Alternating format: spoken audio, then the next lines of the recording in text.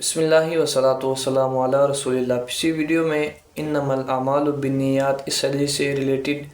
ایک حدیث پاک آپ کے ساتھ شیئر کی تھی کہ جس میں اللہ تبارک و تعالی شہید کو، عالم دین کو، سخی کو نیت میں کھوٹ آنے کی وجہ سے، نیت میں فطور آنے کی وجہ سے ان تینوں کو اللہ تبارک و تعالی جہنم کی طرف لے جانے کا حکم دیتا ہے۔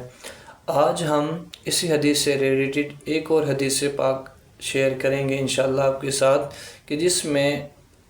عمل تو تھوڑا ہوتا ہے، عمل تو کم ہوتا ہے، لیکن نیت خالص ہونے کی وجہ سے اللہ تبارک و تعالیٰ اسے کتنا بڑا انعام عطا کرتا ہے۔ آئیے حدیث پاک کی طرف چلتے ہیں۔ امام مسلم نے مسلم شریف کے اندر اس حدیث پاک کو نقل کیا ہے۔ حضرت ابو ہریرہ آپ اس حدیث پاک کے راوی ہیں۔ آپ فرماتے ہیں کہ حضور علیہ الصلوۃ نے ارشاد فرمایا کہ ایک شخص راستے میں جا رہا تھا کہ اسے ایک کانٹے دار شاخ نظر آئی۔ اب اس شخص نے اس شاخ کو اس نیت سے وہاں سے ہٹایا کہ اس شاخ کی وجہ سے کہیں میرے پیچھے آنے والے لوگوں کو تکلیف نہ ہو، یہ شاخ انہیں تکلیف نہ دے دے۔ اس نیت کی وجہ سے اس شخص نے اس شاخ کو اس راستے سے ہٹایا۔ اب اللہ تبارک و تعالیٰ کو اپنے اس بندے کی یہ ادا، یہ نیت، یہ کام، یہ عمل اتنا پسند آیا کہ اللہ تبارک و تعالیٰ نے اس عمل کی وجہ سے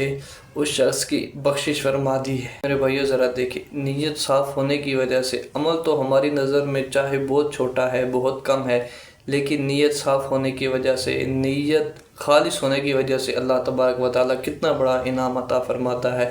اب آپ دوسری رخ کی طرف آئیں، اس حدیث کا دوسرا رخ بھی ذرا دیکھیں اور ذرا سوچیں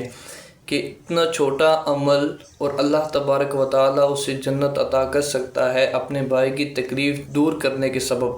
اب ہم میں سے جو لوگ اپنے بھائیوں کے راستے میں جان بوجھ کر کانٹے ڈالتے ہیں یا کانٹے ڈالنے کی کوشش کرتے ہیں، انہیں تکلیفوں میں ڈالنے کی کوشش کرتے ہیں، یا انہیں مزید جان بوجھ کر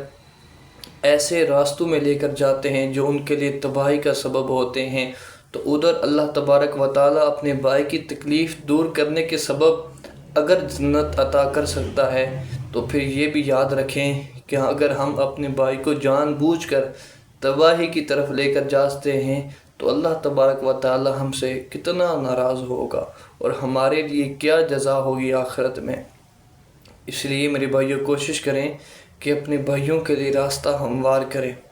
ان کو تباہی سے بچانے کی کوشش کریں، ان کو غلط راستے سے بچانے کی کوشش کریں۔ انشاءاللہ ایک نئے دن اللہ تبارک و تعالی آپ کو بھی مشکل راستوں سے